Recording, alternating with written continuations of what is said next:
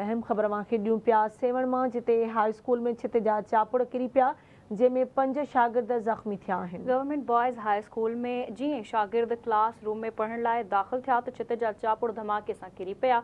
चापुड़ किरण सबबि 5 शागिर्द ज़ख़्मी थिया, जिन में अब्दुल सत्तार, लाखो, आमिर बुरड़ो, ताहिर बुलेदी, शहजाद सोलंगी ऐं ॿिया शामिल आहिनि।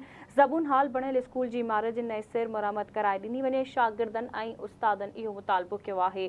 सेवण हाई स्कूल जी छित जा चापुड़ ओचितो किरी पिया, जंहिं दौरान 5 शागिर्द ज़ख़्मी थी पिया आहिनि। गवर्नमेंट बॉयज़ हाई स्कूल में जीअं ई शागिर्द क्लास रूम में पढ़ण लाइ दाख़िल थिया त छित जा चापुड़ धमाके सां किरी पिया।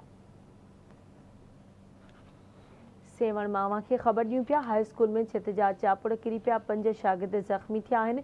गवर्नमेंट बॉयज़ हाई स्कूल में जीअं ई शागिर्द क्लास रूम में पढ़ण जे लाइ दाख़िल थिया त छित जा चापुड़ धमाके सां किरी पिया। चापुड़ किरण सबबि 5 शागिर्द ज़ख़्मी थी पिया, जिन में अब्दुल सत्तार, लाखो, आमिर बुरड़ो, ताहिर बुलेदी, शहजाद सोलंगी ऐं ॿिया शामिल आहिनि।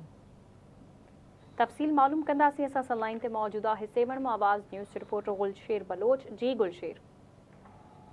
जी बिल्कुल, बॉयज़ हाई स्कूल सेवण में 7वीं क्लास जी छित जी जेका आहे अचानक धमाके सां जेको आहे चापुड़ हेठि किरी पिया, जंहिंजे नतीजे में 7वीं क्लास जा 5 शागिर्द जेके आहिनि सख़्तु ज़ख़्मी थी पिया आहिनि, जिन खे जेको आहे घर में सैयद अब्दुल्ला शाह इंस्टीट्यूट मुंतक़िल कयो, जिते तिबी इमदाद ॾिनी वई।